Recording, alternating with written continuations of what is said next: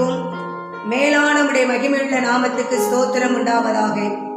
ஆண்டவரே, நீர் நல்லவரும் மன்னிக்கிறவரும், உம்மை நோக்கி கூப்பிடுகிற யாவர் மேலும் கிருபை மிகுந்தவராய் இருக்கிறீர். ஆண்டவரை பார்த்து சொல்லுங்க, நீர் எனக்கு பாராட்டின உம்முடைய கிருபை பெரியது. என் ஆத்துமாவை தாழ்ந்த பாதாளத்துக்கு தப்புவித்தீர். இயேசுவே, உம் நாமத்தினாலே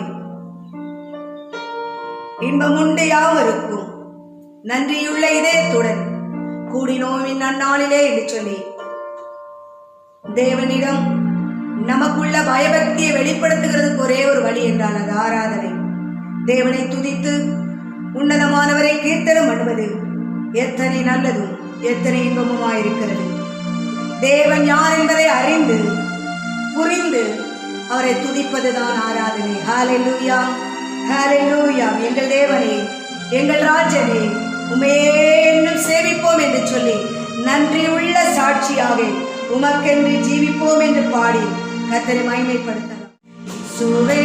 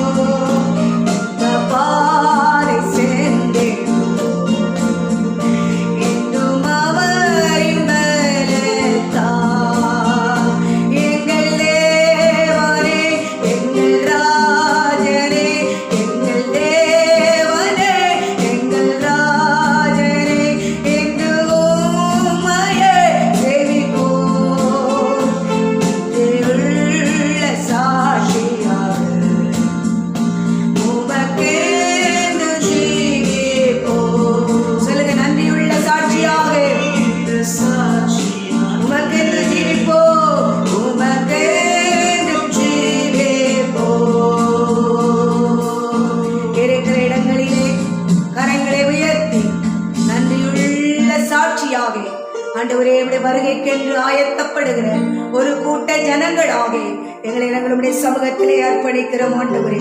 எங்களை உடைய சமூகத்திலே நாங்கள் அர்ப்பணிக்கிறோம் ஆண்டவரே. ஓ ஸ்தோத்திரத்துக்கும் கனத்துக்கும் மகிமைக்கும் பாத்திரரே, அவருடைய நாமங்களை சொல்லி கர்த்தரை உயர்த்துங்க.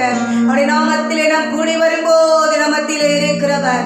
எங்கே 2-3 பேர்கள் நாமத்தினாலே கூடி இருக்கிறீங்களோ அங்க உங்க மத்தியிலே இருப்பேன் என்று சொன்னவர் அவர் நம்ம மத்தியிலே வந்திருக்கிறபடினாலே அவரை நல்ல ஸ்தோத்திரம் பண்ணுங்க.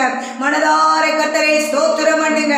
ஆண்டவரே பார்த்து சொல்லுங்க, நீ நல்லவர், நீ மன்னிக்கிறவர், நீ மிகுந்த கிருபை உள்ளவர், பட்சபாதம் இல்லாதவர், ஓ பட்சிக்கிற கிரியாக இருக்கிறவர், நீ நியாய தீர்ப்புக்கு நாங்கள் காத்திருக்கிற ஆண்டவரே, நீதியுள்ள நியாயாதிபதியே நாங்கள் உயர்த்துகிற ஆண்டவரே.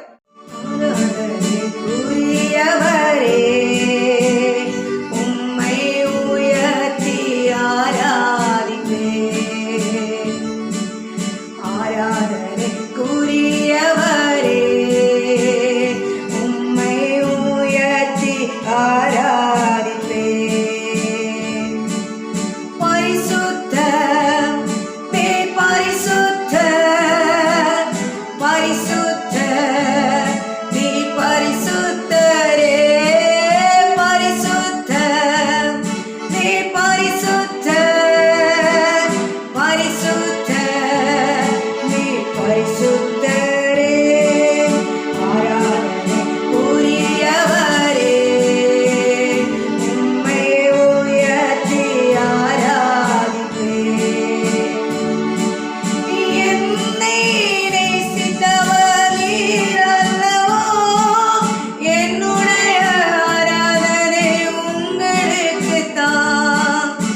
என்னை நேசித்தவர் நீர் அல்லவோ, என்னுடைய ஆராதனை உங்களுக்குத்தான். பரிசுத்த நீ பரிசுத்த பரிசுத்த நீ பரிசுத்தரே பரிசுத்த சொல்லுங்களேன், நீ பரிசுத்த பரிசுத்த நீ பரிசுத்தரே. என்னை மன்னித்தவர் நீர் அல்லவோ, என்னுடைய ஆராதனை உங்களுக்குத்தான்.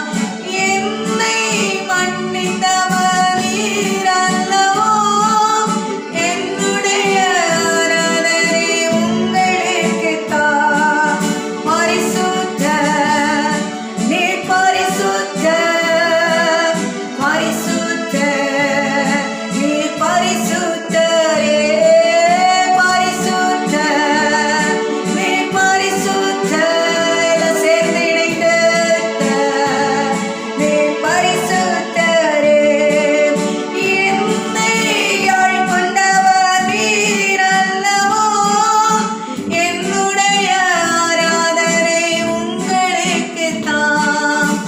என்னை ஆட்கொண்டவர் நீர் அல்லவோ, என்னுடைய ஆராதனை உங்களுக்குத்தான். சொல்லுங்களே, பரிசுத்த நீ பரிசுத்த பரிசுத்த நீ பரிசுத்தரே பரிசுத்த நீங்க பரிசுத்த பரிசுத்த நீங்க பரிசுத்தரே பரிசுத்த நீங்க பரிசுத்த பரிசுத்த நீங்க பரிசுத்தரே பரிசுத்த எல்லாம் சேர்ந்து இணைந்து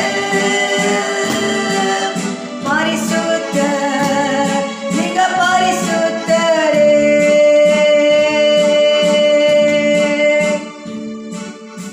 பரிசுத்தத்திலே தன்னிகர் இல்லாத தேவனே, சர்வ சிருஷ்டிக்கு முந்தின வேறாயிருக்கிறவரே, ஆதி மந்தமுமானவரே, அல்பாவும் மேகாவுமானவரே, நாங்களுமே ஆராதிக்கிறோம்.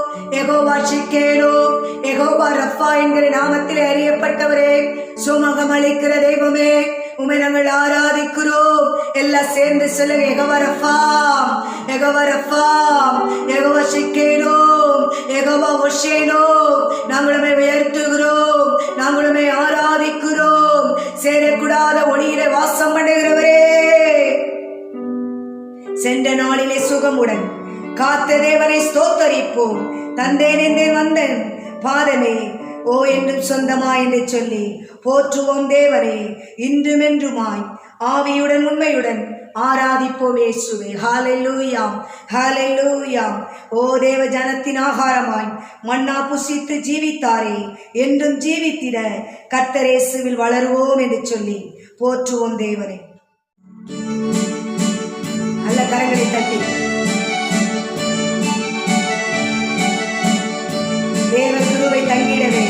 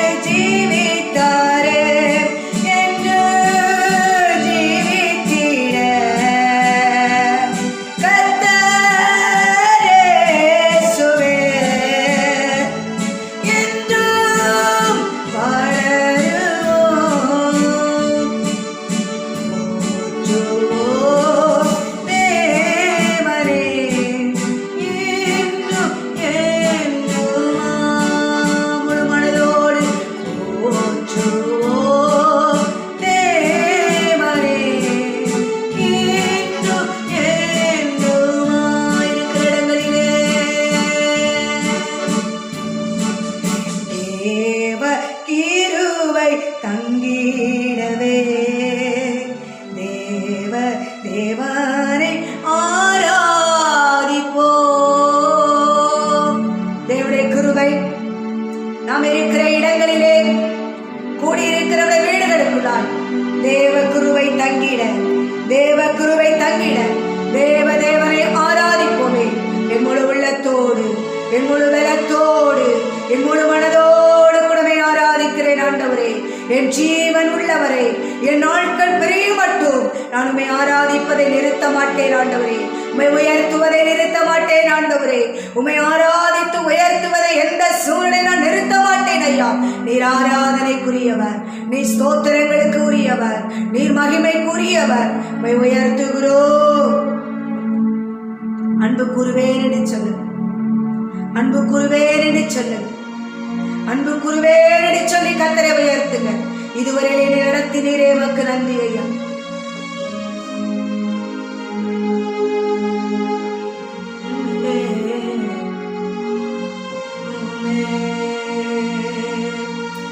அன்பு கூறுவே இன்னும் அதிகமாய் ஆராதிப்பே இன்னும் ஆர்வமாய்.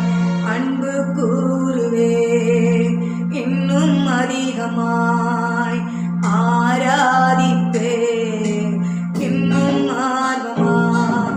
என்னோட உள்ளத்தோடு ஆராதிப்பே என்னோட பலத்தோடு.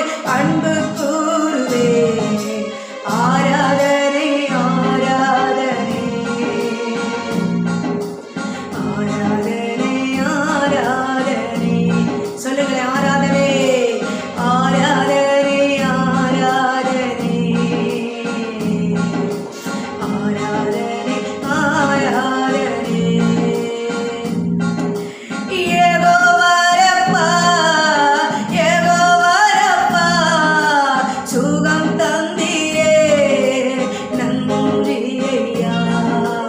யெகோவாரப்பா யெகோவாரப்பா சுகம் தந்தீரே நன்றி ஐயா. சுகம் தந்தீரே சுகம்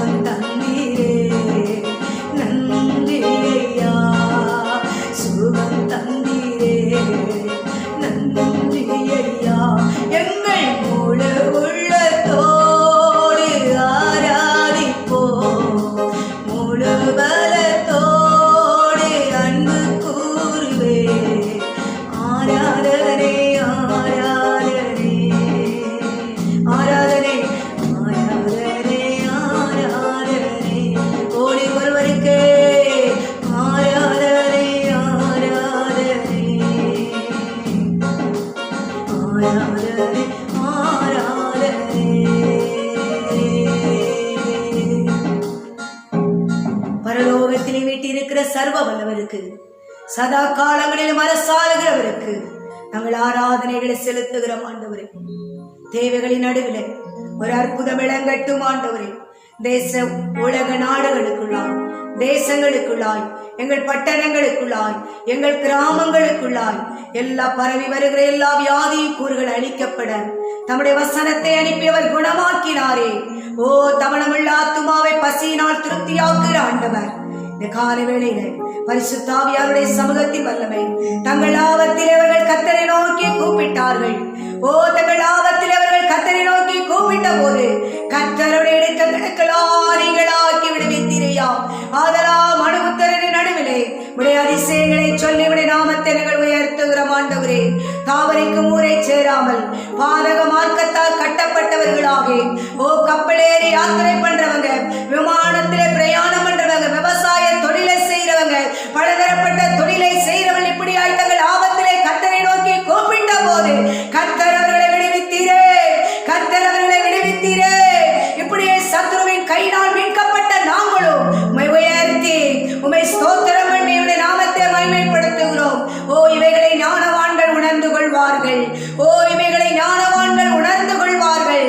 உத்தமர்கள் அதை கண்டு மகிழ்ந்து கொள்வார்கள். தேவனுக்கே மகிமை உண்டாகட்டும் ஆண்டவரே. உடைய பரிசுத்த நாமத்தை உயர்த்தி தேவ ஜனங்களுக்குள்ளாய் தேவ கிருபை பெருக உம்மை அறிகிற அறிவிலே வளரும்படியாக ஒவ்வொருவருடைய கரங்களில் நாங்கள் ஒப்புக் கொடுக்கிறோம் ஆண்டவரே. இந்த பரம அழைப்பின் பந்தய பொருளுடைய பிள்ளைகள் பெற்றுக்கொண்டு உடைய ராஜ்யத்தின் மகிமைக்காய் ஓடி உம்முடைய வருகைக்காய் ஆயத்தப்பட ஒப்புக் கொடுக்கிறோம். சபையாயங்களை ஆண்டவரே உடைய சமூகத்திலே தாழ்த்துகிறோம் ஆண்டவரே. எல்லா மகிமை துதி உமக்கே உரியது. இயேசுவின் நாமத்தில் பிதாவே, ஆமென் ஆமென் ஆமென் சொல்லுங்க. ஆமென் ஆமென் ஆமென்.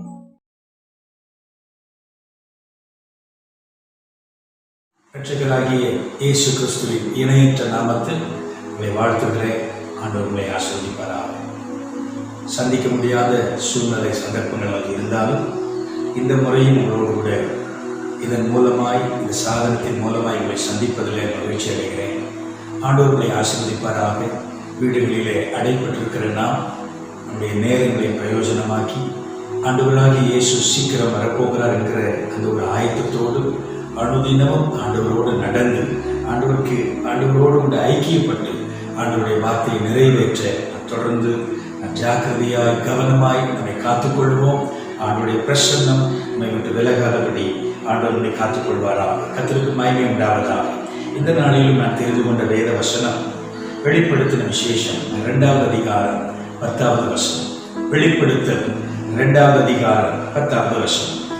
நீ படப்போகிற பாடுகளை குறித்து எவ்வளவும் பயப்படாது.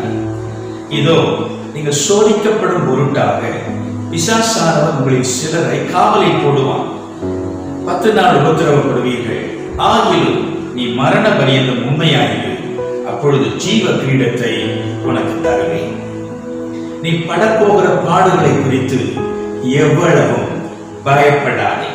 இந்த மாதத்தின் தலைப்பு பாடுகள் என்கிற வார்த்தையில முதல் வாரத்தில் உங்களோடு நான் பேசினேன். அவர் தேவனுடைய குமாரனாய் இருந்தும் பட்ட பாடுகளினாலே கீழ்ப்படிதலை கற்றுக்கொண்டார் என்று சொல்லி ஆண்டவருக்கு ஸ்தோத்திரம். ஆண்டவருடைய பிள்ளைகள் தன்னுடைய வாழ்க்கையில வரக்கூடிய பாடுகளை எப்படி எதிர்கொள்வது, பாடுகளிலே எப்படி ஜெயமுள்ள வாழ்க்கை வாழ்வது என்பதை நாம் கற்றுக்கொள்ள வேண்டும். ஆண்டவருக்கு ஸ்தோத்திரம். இங்கே நாம் பார்க்கிறோம், ஒரு சபை, 7 சபையில ஒரு சபை சிமிர்னா சபையை பற்றி இங்கே ஆண்டவர் நமக்கு எழுதி வைத்திருக்கிறார். ஆண்டவருக்கு மகிமை உண்டாவதாக. இந்த வெளிப்படுத்தின விசேஷம் யாருக்கு, யார் மூலம் இங்கே இது எழுதப்பட்டது என்பதை கவனிக்கும் போது 1வது அதிகாரம் 1வது வசனத்துல சீக்கிரத்தில் சம்பவிக்க வேண்டியவர்களை தம்முடைய ஊழியக்காரருக்கு காண்பிக்கும் பொருட்டு தேவன் இயேசு கிறிஸ்துவுக்கு ஒப்புவித்ததும், இயேசு கிறிஸ்து தம்முடைய தூதனை அனுப்பி தம்முடைய ஊழியக்காரனாகிய யோவானுக்கு வெளிப்படுத்தினதுமான விசேஷம். இயேசு தம்முடைய சீஷன் அல்லது தம்முடைய தூதன் யோவானுக்கு வெளிப்படுத்தின விசேஷம் என்று பார்க்கிறோம். ஆண்டவருக்கு ஸ்தோத்திரம். அப்போ யோவானுக்கு இயேசு வெளிப்படுத்தின இந்த விஷயங்களை யோவான் எழுதுகிறதை நாம் பார்க்கிறோம். ஆண்டவருக்கு மகிமை உண்டாவதாக. இந்த சிமிர்னா சபையை பற்றி இயேசு தாம் கண்டதை தாம் கவனிக்கிறதை யோவான் மூலமாய் எழுதுகிறார். என்ன அது? நீ படப்போகிற பாடுகளை குறித்து எவ்வளவும் பயப்படாதே. இதோ நீங்கள் சோதிக்கப்படும் பொருட்டாக பிசாசானவர்களில் சிலரை காவலில் போடுமா, 10 நாள் உபத்திரவப்படுவீர்கள். ஆகில் நீ மரண பரியந்தம் உண்மையாயிரு, அப்பொழுது ஜீவ கிரீடத்தை உனக்கு தருவேன். ஆண்டவருக்கு மகிமை உண்டாவதாக. எவ்வளவும் பயப்படாதே. சொல்லுங்க பார்க்கலாம், நெஞ்சில கை வச்சு, எவ்வளவும் பயப்பட மாட்டேன். ஹல்லேலூயா. பாடுகள் வரும். கிறிஸ்தவனுக்கு பாடுகள் என்பது ஒரு ஆசீர்வாதத்தின் வழி. அவன் பாடுபட விரும்பவில்லை, ஆனால் அவன் ஆசீர்வாதத்தை பெற முடியாது. அவன் பாடுபட விரும்புவான், ஆனால் அந்த பாடுகளுக்கு தன்னை உட்படுத்துவானே, ஆனால் அவன் ஆசீர்வதிக்கப்படுவான். என்னையும் உங்களையும் சேர்த்து நான் சொல்லுகிறேன். இந்த சிந்தனை சபையை பார்த்து ஆண்டவர் சொல்லுகிறார், நீ படப்போகிற பாடுகளை குறித்து எவ்வளவு பயப்படாதே. கவனியுங்கள், மத்தேயு எழுதின சுவிசேஷம் 10வது அதிகாரம். மத்தேயு 10வது அதிகாரம். அந்த 10வது அதிகாரத்தில் நாம் எதை பார்க்கிறோம்? முதல் வசனத்தில் இயேசு தம்முடைய சீஷர்களை வரவழைத்து அவர்களை அசுத்த ஆவிகளை துரத்தவும் வியாதிகளை நோய்களை நீக்கவும் அவர்களுக்கு அதிகாரம் கொடுத்து சுவிசேஷத்தை அவருடைய கையில கொடுக்கிறார். நீங்க போகும்போது என்ன சொல்லணும்? பரலோக ராஜ்யம் சமீபித்து இருக்கிறது என்று பிரசங்கம் பண்ணணும். அங்கே தேவையுள்ள மக்களுக்கு இயேசுவின் நாமத்தில் அவர்கள் சுகத்தை பெற்றுக்கொள்ள அவர்களுக்கு வழி நடத்தும். இதுதான் ஆண்டவர் அங்கே சொன்னது.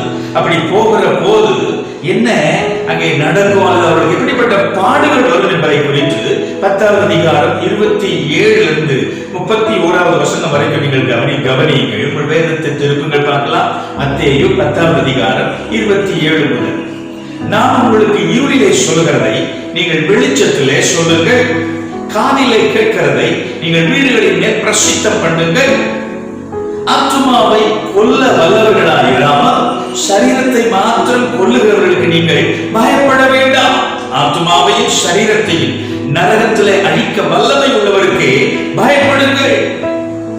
அப்பதான் வசனம், உங்கள் தலைக்குள்ள மயிரெல்லாம் எண்ணப்பட்டிருக்கிறது, அதெல்லாம் பயப்படாதீர்கள். அநேகம் அடைக்கலாம் குருவிகளை பார்க்கலாம், நீங்கள் விசேஷித்தவர்களாக இருக்கிறீர்கள். பயப்படாதீர்கள், பயப்படாதீர்கள், பயப்படாதீங்க, பயப்பட வேண்டாம். ஊழியம் செய்ய அனுபவிக்கப்பட்ட இந்த சீஷர்களை ஆண்டவர் சொல்லுகிறார், ஆத்துமாவை கொல்ல வல்லவர்களாகிறார், இந்த சரீரத்தை மாத்திரம் கொல்ல வல்லமை உள்ளவர்களுக்கு பயப்பட வேண்டாம். யாருக்கு பயப்படணும்? ஆத்துமாவையும் சரீரத்தையும் நரகத்திலே தள்ள அழிக்க வல்லவருக்கே பயப்படுங்கள். பயப்படாதிருங்கள். தலையில் இருக்கிற முடியெல்லாம் ஆண்டவர் எண்ணி வைத்திருக்கிறார். அவருடைய கண்கள் நம்மை இருக்கிறது. உங்களை தொடுகிறவன் அவருடைய கண்மணியை தொடுகிறான்னு வேதம் சொல்லுகிறது. எனவே ஊழியம் செய்ய போன சீஷர்களை பார்த்து ஆண்டவர் சொல்றார், பயப்படாதீர்கள். ஒருவேளை வீடுகளில் நாம் அடைபட்டிருக்கலாம், ஆனால் மறுபடியும் நாம் எழுத போகிறோம். மறுபடியும் ஆண்டவருக்கு மகிமையா மற்றவர்களுக்கு ஆண்டவரை பற்றி சொல்லி இந்த வருஷத்துல அநேக ஆத்துமாக்களை ஆதாயம் பண்ண போகிறோம். அவர்களுக்கு ஆண்டவரை பற்றி சொல்லி அதை நாம் செய்ய போகிறோம். எத்தனை சட்டங்கள் மாறினாலும் சூழ்நிலைகள் மாறினாலும் அதன் மத்தியில் பயப்படாமல் ஆண்டவருக்காக செய்யும் போது ஆத்துமாக்கள் ரட்சிக்கப்படுவார்கள். உங்களுக்கும் எனக்கும் அந்த ஆத்துமாக்களை நடத்துவதை நிமித்தம் ஒரு விசேஷித்த ஆசீர்வாதம் காத்திருக்கிறது என்பதை நாம் மறந்து போகக்கூடாது. ஆண்டவருக்கு மகிமை உண்டாவதாக. நீ படப்போகிற பாடுகளை குறித்து எவ்வளவு பயப்படாதே. ஆண்டவருக்கு ஸ்தோத்திரம். இத 2வது அதிகாரம் வெளிப்படுத்த 10வது வசனத்துல 4 வார்த்தை காண்பிக்கிறேன் பாருங்க. அந்த வசனத்தை கொஞ்சம் பாருங்க. 10வது வசனம், நான் சொன்ன அந்த வசனத்தினுடைய வார்த்தையில 4 வார்த்தைகளை சொல்லுகிறேன் பாருங்க. முதல் வார்த்தை படப்போகிற பாடுகள். பாடுகள்.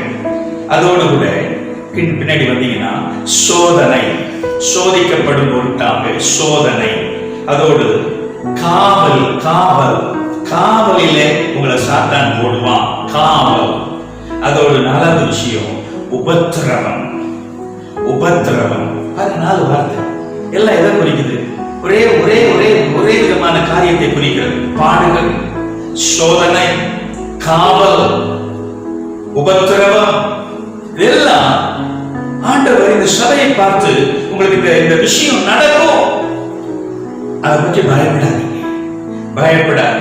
பாடுகள், சோதனை, காவல், உபத்திரவம், விதமான காரியங்கள் வரும். ஆனால் பயப்படாதே, நீ மரணபடியான உண்மையாயிரு, அப்பொழுது ஜீவ வீடத்தை உனக்கு தருவேன். கையில வைத்து ஆண்டவருக்கு மாலை கொடுப்போம். மாலை லோய். இதை எழுதுற யோவான பாருங்க. நான் சொன்னேன், பாடு, சோதனை, காவல், உபத்திரவம். யோவான் அவர் தன்னை பற்றி சொல்றாரு பாருங்க. 1வது அதிகாரம் 9வது வசனம். வெளிப்படுத்தல் 1:9.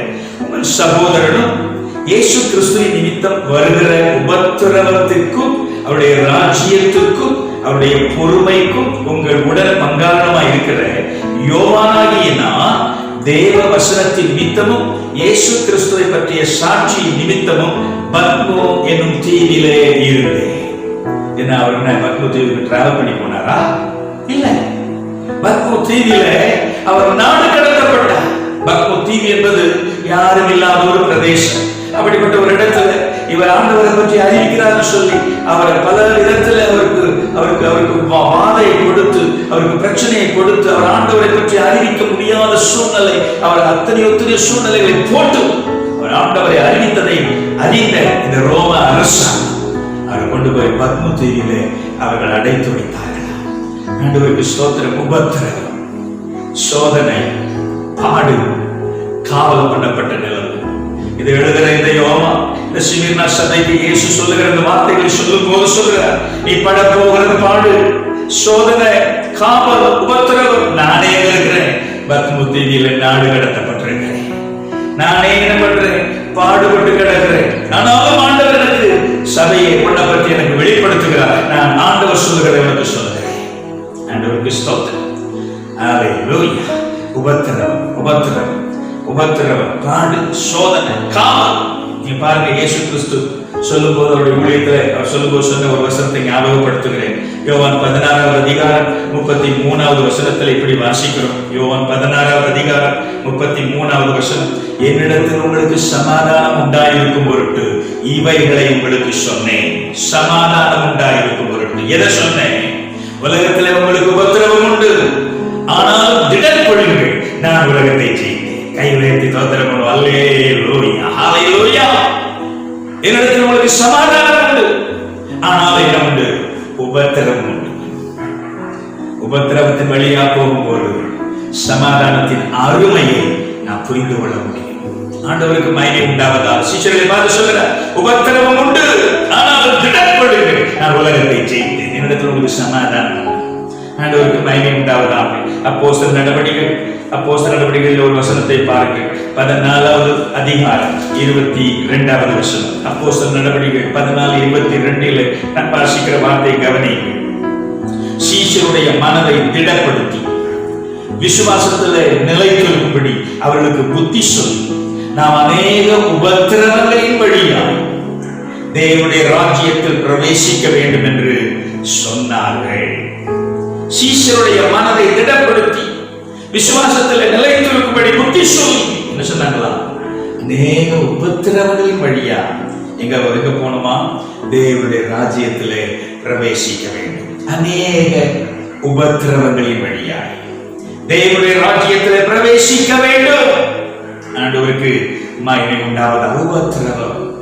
உபத்திரவம் அங்கே அந்த சபை மக்களை பார்த்து அங்கே அங்கே அங்கே தேவனுடைய ஊழியர்கள் அவர்களை திடப்படுத்துகிறதை நாம் பார்க்கிறோம். அன்பானவர்களே, உபத்திரவம். சிமிர்னா சபையே, நீ பட போகிற பாடுகளை குறித்து என்ன செய்யாதே, எவ்வளவும் பயப்படாதே. இந்த சிமிர்னா சபையை பற்றின ஒரு பின்னணியத்தை கண்ணை பட்டுச்சு நான் உங்களுக்கு சொல்லும்படி விரும்புகிறேன். இந்த சிமிர்னா சபை கிபி 1 நூற்றாண்டின் பின்பகுதியில் இருந்து கிபி 4வது நூற்றாண்டின் முன்பகுதி வரைக்கும் இந்த சிமிர்னா சபை ரோம சக்கரவர்த்திகளால் பாதிக்கப்பட்ட பாடுபட்ட ஒரு சபை. அந்த ரோம சக்கரவர்த்தி சீசர் என்கிற அந்த சீசர் காலத்தில் இருந்து 4வது நூற்றாண்டு ரோம சக்கரவர்த்தி கான்ஸ்டன்டைன் அவர் வரைக்கும் அந்த சபை உபத்திரவப்பட்ட சபை. சொன்னாங்களே 10 நாள். அந்த 10 நாள் என்பது என்னன்னு பாத்தீங்கன்னா கிபி 64 இருந்து கிபி 310 வரைக்கும் கிட்டத்தட்ட 246 வருஷம் இந்த சபை ரோம சக்கரவர்த்திகளால் பாடுபட்டது. ஆண்டவருக்கு ஸ்தோத்திரம். 10 நாள் தானே நம்ம யோசிக்கிறோம். இல்லை இந்த சபை 246 வருஷம் சோதிக்கப்பட்டது, பாடுபட்டது, உபத்திரவப்பட்டது என்பதை நாம் கவனிக்க வேண்டும். சபைக்கு உபத்திரவம் உண்டு. எழுப்புதல் பார்க்கணுமா? உபத்திரவத்தை பார்க்கணும். ஆண்டவருக்கு ஸ்தோத்திரம். சீக்கிரத்தில் ஒரு எழுப்புதல ஆண்டவர் அனுப்ப போகிறத ஆண்டவர் காமிச்சிட்டே இருக்கிறார். ஆனால் அது மத்தியிலே சபை உபத்திரவத்துக்குள்ளே போகணும். உபத்திரவம் சபையை பலப்படுத்துகிறது. உபத்திரவம் பாடு விசுவாசியே உன்னை என்னை பலப்படுத்துது. உபத்திரவம் என்னைய உன்னைய நசுக்க முடியாது. நானும் நீயும் இன்னும் தீவிரமாய் எழும்ப உபத்திரவம் பாடு நமக்கு ஆசீர்வாதமாய் இருக்கிறதை நாம் பார்க்கிறோம். நீ கொஞ்சம் பைபிள் எடுத்து பாருங்களேன். எங்கெல்லாம் பாடு வந்துச்சு, உபத்திரவம் வந்துச்சு என்பதை கவனிக்கும் போது அப்போஸ்தலர் நடவடிக்கைகள் 5வது அதிகாரம், அப்போஸ்தலர் நடவடிக்கைகள் 5வது அதிகாரம் 18வது வசனத்தில் இப்படி பார்க்கிறோம். அப்போஸ்தலர் 5வது அதிகாரம் 17, 18 வசனங்களை பாருங்கள். அப்பொழுது பிரதான ஆசாரியரும் அவனுடனே கூட இருந்த சதுசேய சமயத்தார் அனைவரும் எழும்பி பொறாமையினால் நிறைந்து அப்போஸ்தலர்களை பிடித்து பொதுவான சிறைச்சாலையிலே வைத்தார்கள். என்ன செஞ்சாங்க? பொதுவான சிறைச்சாலை. அவளை பிடிச்சு ஜெயில போட்டான். ஜெயில் வாழ்க்கை. ஆமென். அந்த ஆதிகால சபைக்கு ஜெயில் வாழ்க்கை ஒன்றும் புதிதல்ல.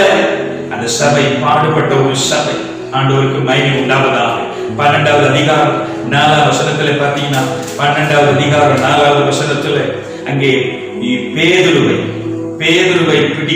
பிடித்து அவனை பிடித்து 4வது வசனம் பாருங்க. பேதுருவை பிடித்து சிறைச்சாலையிலே வைத்து பஸ்கா பண்டிகைக்கு பின்பு ஜனங்களுக்கு முன்பாக அவனை வெளியே கொண்டு வரலாம் என்று எண்ணி அவனை காப்புப்படி வகுப்புக்கு 4 போர்ச்சேவர்களாக ஏற்படுத்திய 4 வகுப்புகளின் வசமாக ஒப்புவித்தான்.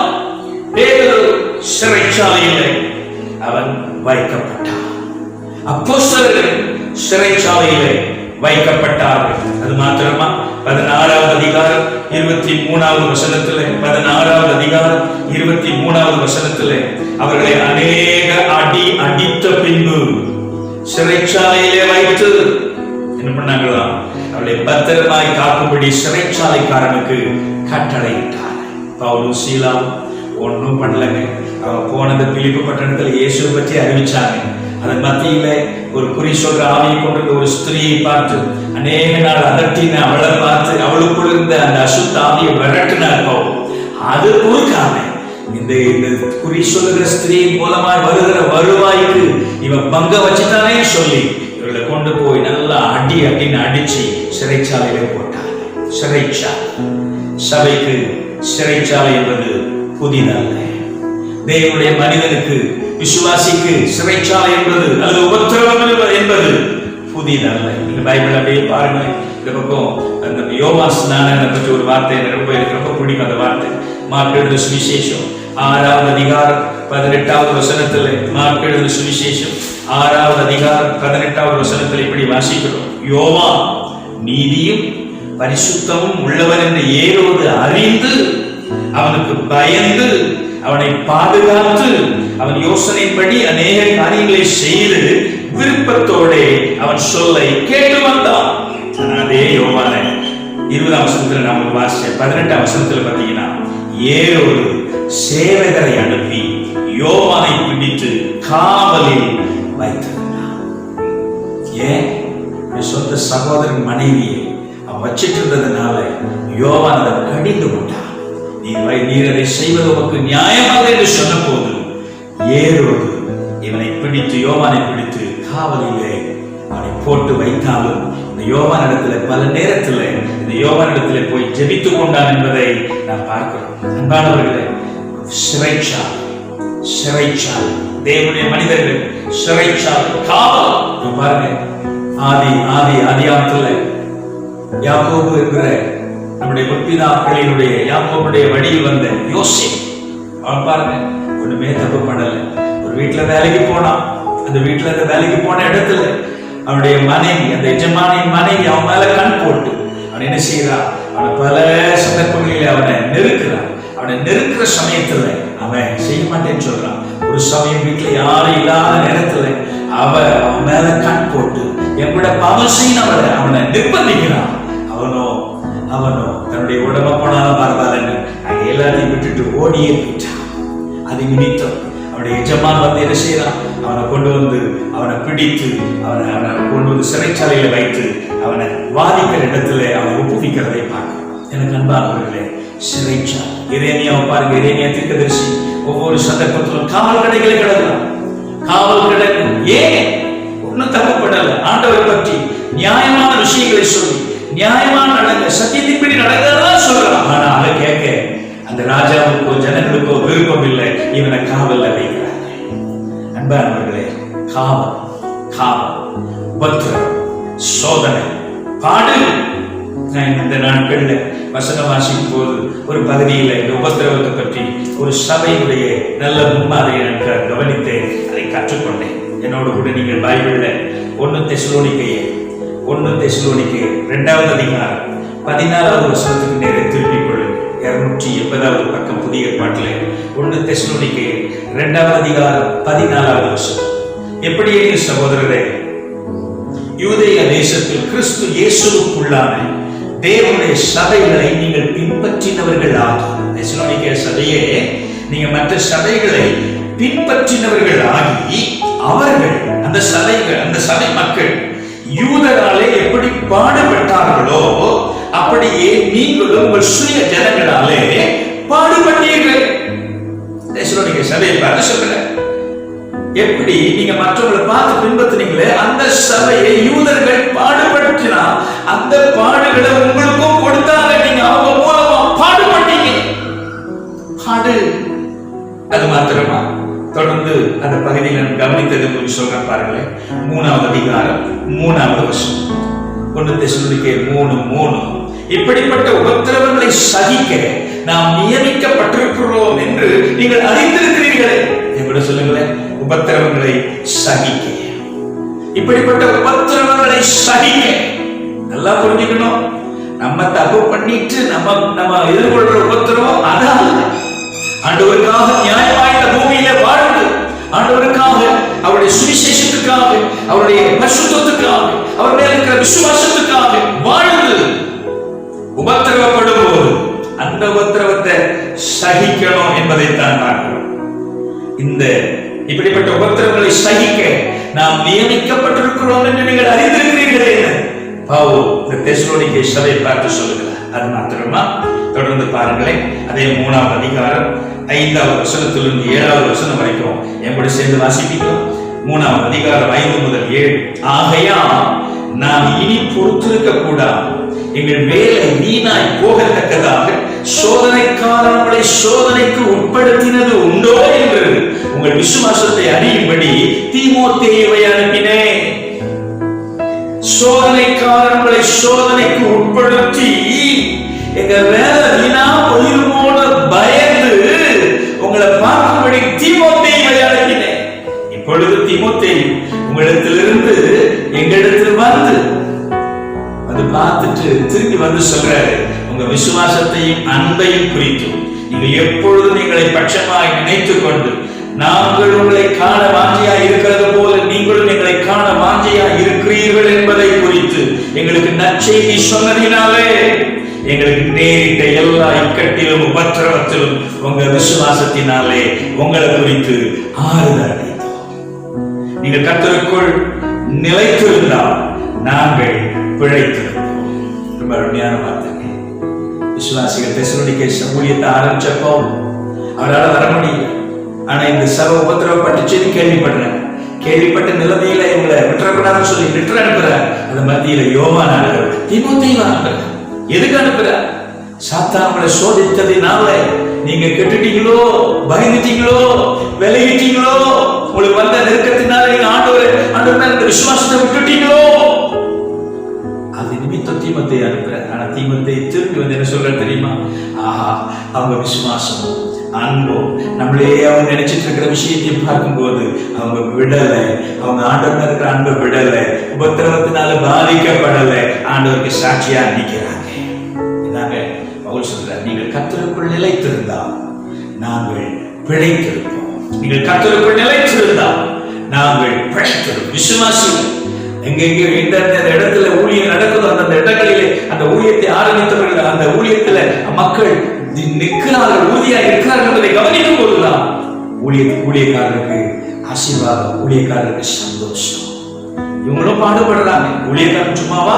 அவரும் தப்புட இருக்கிற ஆட்களும் அங்க உபத்திரவப்படுறாங்க. ஆனால் தெசலோனிக்கே சபை உபத்திரவத்தினாலே அலங்கரிக்கப்படலை, அது நிலைச்சு நிற்குது என்பதை கண்டு சந்தோஷப்படுறாங்க. கைகளை வைத்து கர்த்தரை ஸ்தோத்திரம் பண்ணுங்க பார்க்கலாம். ஹல்லேலூயா. என்னோடு கூட கையை உயர்த்தி, ஆண்டவரே உம்முடைய நாமம் மகிமைப்பட உபத்திரவங்களின் நடுவே எங்கள் விசுவாசம் பாதிக்கப்படாதபடி நாங்கள் உறுதியாய் நிற்கிற கிருபையை தெசலோனிக்கே சபையை போல எங்களுக்கும் தாங்க ஆண்டவரே ஜெபிக்க நம்ம ஆண்டவர் சமூகத்தில் ஒப்பு கொடுக்க வேண்டும். அன்பானவர்களே, கர்த்தருக்கு மகிமை உண்டாவதாக. பாருங்கள், கவனியுங்கள். நீ படப்போகிற பாடுகளை குறித்து எவ்வளவு பயப்படாத. நீங்கள் சோதிக்கப்படும் பொருட்டாக பிசாசான உங்களில் சிலரை காவலில் போடுவான். 10 நாள் உபத்திரவப்படுவீர்கள், ஆகிலும் நீ மரண பரியந்தம் உண்மையாயிரு. சொல்லுங்க பார்க்கலாம், உண்மையாயிரு. நல்ல நெஞ்சில கை வச்சுருங்களேன். உண்மையாயிருப்பேன், உண்மையாயிருப்பேன். சொல்லுங்க, உண்மையாயிருப்பேன். Be faithful. பைபிள் அடிக்கடி பார்க்கிற ஒரு விஷயம் உண்மை. உண்மை. ஒரு எஜமா ஆண்டவர் ரோமையை சொல்வார். ஒரு எஜமா 5 தாலந்து, 2 தாலந்து, 1 தாலந்து வேலைக்காரன் கொடுத்து நான் வெளியே போறேன், நான் திரும்பி வரும்போது நீங்க எனக்கு அதை நீங்க என்ன செஞ்சீங்களோ அதை எனக்கு கணக்கு ஒப்பிக்கணும். எஜமா குறித்த காலத்துல திரும்பி வர்றான். வரும்போது அவங்கள கூப்பிடுறான். 5 தாலந்து வாங்கினவங்க வந்து சொல்றான், ஐயா 5 தாலந்து என்கிட்ட கொடுத்தீங்களே, 10 தாலந்தா நான் மாத்தி இருக்கிறேன், இந்த அங்க உங்களுடையது. என்ன சொல்றான் தெரியுமா? எஜமா, நல்லது உத்தமமும் உண்மையும் உள்ள ஊழியக்காரன், கொஞ்சத்துல உண்மையா இருந்தா அநேகத்தின் மேல் உன்னை எஜமானாக வைப்பேன், உன் எஜமானுடைய சந்தோஷத்துக்குள் பிரவேசி. 2 தாளந்தோட வரலாம், 4 தாளந்தோட வரலாம். ஐயா எஜமான 2 கொடுத்தீங்க, நான் சம்பாதிச்சிருக்கிறேன். நல்லது உத்தமமும் உண்மையும் உள்ள ஊழியக்காரன், கொஞ்சத்துல உண்மையா இருந்தா உன்னை அநேகத்தின் மேல் உன்னை அதிகாரியாக வைப்பேன், எஜமானுடைய சந்தோஷத்துக்குள்ள பிரவேசி. அர்த்தம் வந்தா என்ன ஆனா என்ன பண்ணணும் நமக்கு தெரியும். ஆண்டவர் உண்மை உள்ளவர்களாய் விசுவாசிகளை அவர் பார்க்க விரும்புகிறார். அருமையானவர்களே, இந்த சபை மரண பரியந்தம் உண்மையாய் இருக்கும் போது ஆண்டவர் ஆசீர்வதிப்பேன் என்று சொல்றார். இதன் மத்தியில பாடுகளின் மத்தியில் நானும் நீங்களும் பெரிய அளவில் நம்ம பாடுபடுறோம் சொல்றதுக்கு ஒண்ணு இல்லைதான். ஆனா வரக்கூடிய நாட்கள் பாடுகளின் நாட்கள் ஒரு வேலை வறுமை. ஆனா நீங்களும் நானும் ஆண்டவருக்கு நிலைச்சிருப்போம்னா, உண்மையா இருப்போம்னா, எத்தனை சூழ்நிலை ஆண்டவர் மறுதலிக்காம இருப்போம்னா, கர்த்தர் உண்மையாகவே இந்த சபையை அங்கீகாரம் பண்ணினவர் உங்களையும் என்னையும் அங்கீகாரம் பண்ணுவார் என்பதில் சந்தேகம் இல்லை. உண்மையாய் சகோதரனே, அம்மா, வாலிப மகளே, வாலிப மகனே, உண்மையாய் வாழ்க்கையில் உண்மையாய் ஞானை பெற்றுக்கொண்டது ரட்சிப்பில்லை, ஆண்டவரோடு நீ பெற்றுக்கொண்டது ஐக்கியத்தில், ஆண்டவரோடு நீ சேர்ந்து வாழ்கிறது அந்த வாழ்வு உண்மையாய் எல்லா விதத்திலும் ஜாக்கிரதையா இருந்து பரிசுத்தத்தை காத்துக்கோ, ஆண்டவருக்காக வாழ்கிற அந்த வைராக்கியத்தை காத்துக்கோ. ஆண்டவர் உனக்கு ஜீவ கிரீடத்தை உனக்கு தருவார். ஆண்டவருக்கு மகிமை உண்டாவதாம். நீ பட போகிற பாடுகளை குறித்து எவ்வளவு பயப்படாதே. உனக்கு ஒரு அங்கீகாரம் உண்டு. என்ன அங்கீகாரம்? 10வது வசனத்தின் கடைசி வார்த்தை, ஜீவ கிரீடத்தை உனக்கு தருவேன். I will give you a crown of life. ஜீவ கிரீடம். ஹல்லேலூயா. இந்த ஜீவ கிரீடத்தை பற்றி யாக்கோபு சொல்வார், ரொம்ப அழகா சொல்வார். யாக்கோபு 1வது அதிகாரம் 12வது வசனத்துல, யாக்கோபு 1:12 ரொம்ப அழகா சொல்வார் பாருங்களேன். யாக்கோபு 1:12, சோதனை சகிக்கிற மனுஷன் பாக்கியமா, சோதனை சகிக்கிற மனுஷன் பாக்கியமா, அவன் உத்தமன் என்று விளங்கின பின்பு கர்த்தர் தம்மிடத்தில் அன்பு கூறுகிறவர்களுக்கு வாக்குத்தத்தம் பண்ணின ஜீவ கிரீடத்தை பெறுவான். இந்த 2 இடத்துலதான் ஜீவ கிரீடம் வருது. ஜீவ கிரீடம். சிங்கநாசரையை பார்த்து ஆண்டவர் யோவான் மூலமா சொல்ற விஷயம் என்ன?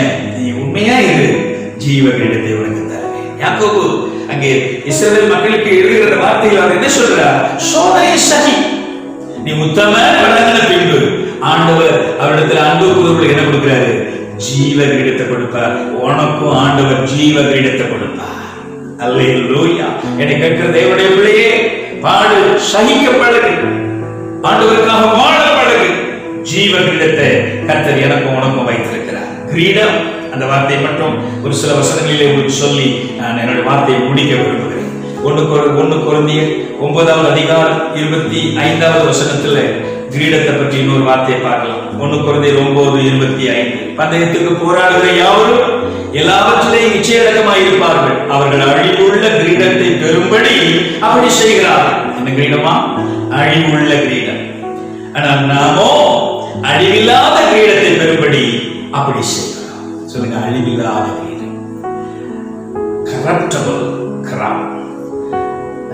என்னவா? அழிவில்லாத கிரீடம். அழிவில்லாத கிரீடம். அது மாத்திரமா? நீதிமொழிகள் 12வது அதிகாரத்துல 4வது வசனத்தில் இப்படி பார்க்கிறோம். நீதிமொழிகள் 12வது அதிகாரம் 4வது வசனத்தை பாருங்கள். அங்கே ஒரு கிரீடத்தை பற்றி அங்கே ஞானி சொல்றார் பாருங்க. நீதிமொழிகள் 12:4, குணசாலியான ஸ்திரீ தன் புருஷனுக்கு கிரீடமாக இருக்கிறாள். லட்சை உண்டு பண்ணுகிறவளோ அவனுக்கு யாரா இருக்கிறா? எலும்புருக்கியா இருக்கிறாள். கிரீடம், crown of honor. மனை குணசாலியான ஸ்திரீ தன் புருஷனுக்கு கிரீடம். ஆண்டவருக்கு ஸ்தோத்திரம். அல்லேலூயா. சகோதரிகளே, உங்க புருஷனுக்கு நீங்க கிரீடமா இருக்கிறீங்களா? கிரீடம், it's a honor, crown of honor. ஆண்டவருக்கு மகிமை உண்டாவதா. இயேசுநாதர் தலையில ஒரு கிரீடத்தை சொன்னாங்களே, முள் கிரீடம், crown of thorns. முள் கிரீடம்.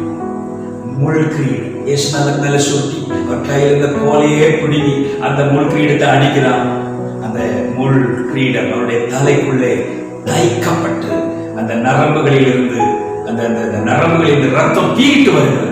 முள் கிரீடம். அதோடு கூட எஸ்தர் 2வது அதிகாரம் 17வது வசனத்துல எஸ்தர் அங்கே என்னவா? ராஜாவின் கிரீடம். வஸ்தியின் தலையில் இருந்த அந்த கிரீடத்தை எடுத்து தனக்கு பிரியமானவளாக தேர்ந்தெடுக்கப்பட்ட எஸ்தரின் தலையிலே அந்த ராஜா அந்த கிரீடத்தை சூட்டினார். எஸ்தர் 2வது அதிகாரம் 17வது வசனம். ஆண்டவருக்கு ஸ்தோத்திரம். ராஜாவின் கிரீடம். அது மாத்திரமா? நீங்க வாசிச்சு பாப்பீங்கன்னா யாத்ராகமம் 29வது அதிகாரம் 6வது வசனம், பரிசுத்த கிரீடம் அல்லது பிரதான ஆசாரியனின் கிரீடம், high priest crown. கர்த்தருக்கு ஸ்தோத்திரம். பிரதான ஆசாரியன் ஆண்டவருக்காக ஊழியம் செய்ய நியமிக்கப்பட்டவன். அவனுடைய வாழ்க்கையிலே அவன் இந்த கிரீடத்தை சுமக்க தகுதி உள்ளவன். அந்த கிரீடத்துக்கு பேரு பரிசுத்த கிரீடம். அது யாருடைய கிரீடம்? பிரதான ஆசாரியனின் கிரீடம். இந்த பக்கம் 2 தீமோத்தேயு 4வது அதிகாரம் 8வது வசனத்தில் வரும்போது அங்கே சொல்லுவார், பவுல் நல்ல போராட்டத்தை போராடினேன், ஓட்டத்தை முடித்தேன், இது முதல் நீதியின் கிரீடம் எனக்காக வைக்கப்பட்டிருக்கிறது. கை வைத்து தோத்திரம். அல்லேலூயா.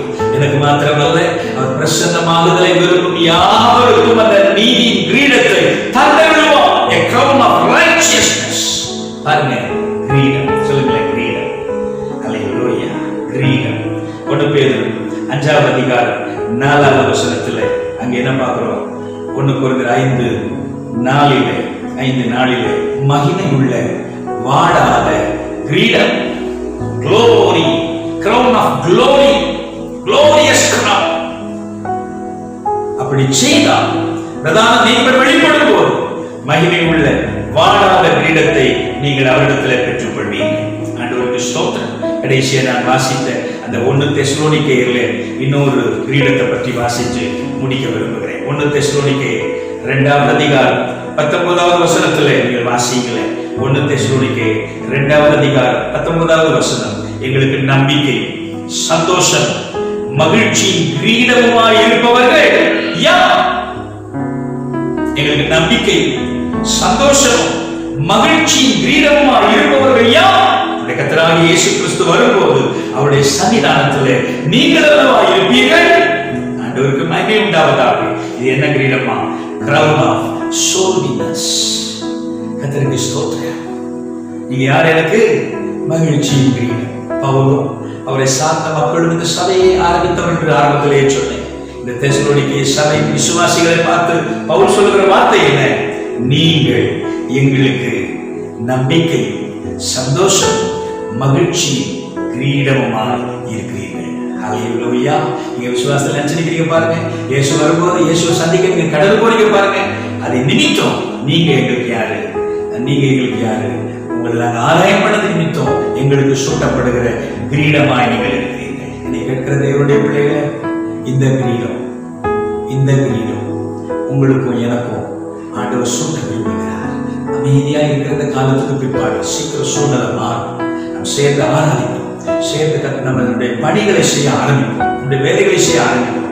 ஆனால் அப்ப அதன் மத்தியில் இயேசுவுக்காக வாழும், இயேசுவுக்காக சில ஆத்மாக்களை ஆதாயம் அவங்களை ஆண்டவருக்குள்ளே கொண்டு வந்து அவங்களை ரட்சிப்புக்குள்ளே நடத்தி அவளை ஞானஸ்நானத்துக்குள்ளே நடத்தி அவளை ஆண்டவருக்குள்ளே தேடின மக்களை அவளை நிறுத்தும் போது உங்களுக்கு எனக்கும் அந்த மகள் அந்த கிரீடம் என்ன கிரீடம்? ஆத்மாக்களை ஆதாயம் பண்ணினதை நிமித்தம் உண்டாகிற அந்த கிரீடத்தை ஆண்டவருக்கு தருவார். பாருங்களேன், கிரீடம் சொல்லேன் கூட, கிரீடம் ஜீவ கிரீடம். ஒவ்வொன்றா சொல்லி போடுறேன், ஜீவ கிரீடம், அழிவில்லாத கிரீடம். அதோட என்னது?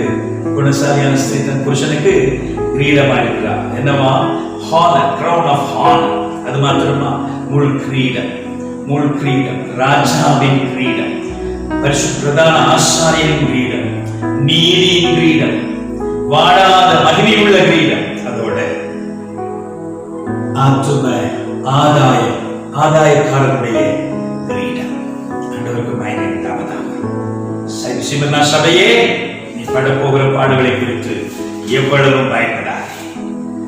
இதோ நீங்கள் சோதிக்கப்படும் பொருட்டாக பிசாசானவன் உங்கள் சிலரை காவலை போடுவான். 10 நாள் உபத்திரவப்படுவீர்கள், ஆகிலும் மரண பரியந்தம் உண்மையாய் அப்பொழுது ஜீவ கிரீடத்தை உனக்கு தருவேன். ஹல்லேலூயா, ஹல்லேலூயா. அப்படியே கண்ணை மூடி ஆண்டவர் சமூகத்துல கையை வைத்து ஜெபம் பண்ணலாமா? ஆண்டவரே ஸ்தோத்திரம்.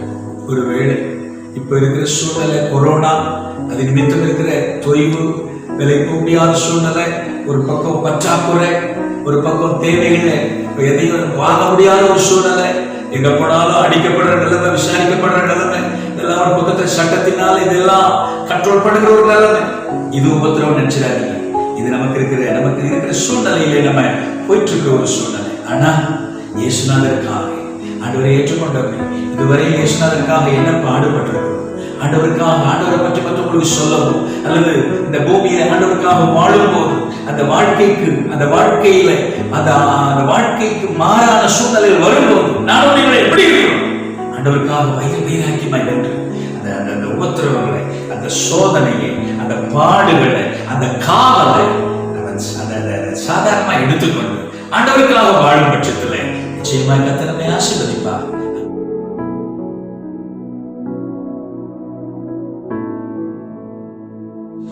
அன்பு தகப்பனே, இந்த அருமையான வேளையில இந்த வார்த்தையை கேட்டவுடைய மக்களுக்காக ஜெபம் பண்ணுகிறேன். ஆண்டவரே தகப்பனே ஸ்தோத்திரம். ஒருவேளை இந்த சூழ்நிலையே இப்படி இருக்குதேப்பா, இன்னும் நான் ஆண்டவருக்காக பாடுபடணுமா அப்படின்ற ஒரு கேள்வி எழலாம். கர்த்தாவே, இந்த சூழ்நிலையின் மத்தியில உடைய பிள்ளைகளுக்கு தேவையான ஆதரவை தாரும் ஆண்டவரே. இந்த வார்த்தையை கேட்கிறவுடைய பிள்ளைகள் யாரும் ஒடுங்கி போயிடக்கூடாது, யாரும் சோர்ந்து போயிடக்கூடாது. ஆண்டவர் சீக்கிரத்துல இந்த கொரோனாவிலிருந்து ஒரு விடுதலை, தேசத்துல ஊரடங்கில் இருந்து ஒரு விடுதலையும் தந்து ஆண்டவர் நல்ல நாட்களை கர்த்தர் தருவார். இந்த நாட்களுக்குரிய ப்ரொவிஷன், அதுக்குரிய தேவைகளுடைய ஜனங்களுக்கு தந்து நீர் ஆசீர்வதிக்கணுமே ஆண்டவரே. எல்லா தேவைகளை அற்புதம் விளங்கணும். அதன் மத்தியில இயேசுவுக்காக ஆண்டவரை பாடுபட, அவருடைய சுவிசேஷத்துக்காக, அவருடைய வசனத்துக்காக பாடுபட ஆண்டவரே நாங்கள் ஒப்பு கொடுக்கும் பட்சத்துல சிமிர்னா சபைக்கு உண்டான அந்த கனத்தை நீர் உடைய பிள்ளைகளுக்கு உன்னை தர போதுமானவராய் இருப்பதற்காக ஸ்தோத்திரம். ஆண்டவருக்காக இப்படிலாம் பட்டனே, பாடுபட்டனே, இப்படிலாம் பட்டனேன்னு ஒரு வேலை சொல்றவருடைய பிள்ளைகள் இருப்பார்கள். ஆனால் என்னுடைய ஆசீர்வதி இன்னும் உடைய ஜனங்களுக்குள்ளே ஒரு வைராக்கியத்தை கொடுத்து உடைய ஜனங்கள் உமக்காக வாழுகிற அந்த வைராக்கியத்தை தந்து பிள்ளைகளை எழும பண்ணும். அந்த பாடுகளின் நடுவே விசுவாசத்தை காத்துக்கொள்ளவும், ஆண்டவருக்காக வாழவும் ஒரு தைரியத்தை தான். உங்களுடைய பிரசனம் கூடவே இருந்து உடைய ஜனங்களை நடத்தட்டும் ஆண்டவரே. பெரிய காரியங்களை செய்யும். எங்க ஆயுசு காலத்துக்கு முன்னாடி இயேசுவுக்காக நாங்கள் வாழ்ந்து ஆண்டவரே எங்களுக்கு வரக்கூடிய பாடுகளை சகித்து இயேசுவின் பிள்ளைகள் என்பதை நிரூபித்து காட்ட உடைய ஜனங்கள் மேல் உடைய தயவை வைத்தருளும். பெரிய காரியங்களை செய்யும். ஆசீர்வாதம் இயேசுவின் நாமத்தில் பிதாவே, ஆமென், ஆமென். சேர்ந்து சொல்வோம். என் ஆத்துமாவே கர்த்தரை ஸ்தோத்திரி, என் முழு உள்ளமே அவருடைய பரிசுத்த நாமத்தை ஸ்தோத்திரி. என் ஆத்துமாவே கர்த்தரை ஸ்தோத்திரி, அவர் செய்த சகல உபகாரங்களையும் மறவாதே. ஆமென். கர்த்தராய் இருக்கிற இயேசு கிறிஸ்துவின் கிருபை, பிதாவாகிய தேவனுடைய அன்பு, பரிசுத்தாவினுடைய ஐக்கியம் சமாதானம் நம்மோடும் சகல பரிசுத்தமானோடும் என்றென்று ஐக்கியம் இருப்பதாக. ஆமே ஆமே. காத்துக்கொள்ளுங்கள். கர்த்தர் உங்களை ஆசீர்வதிப்பார்.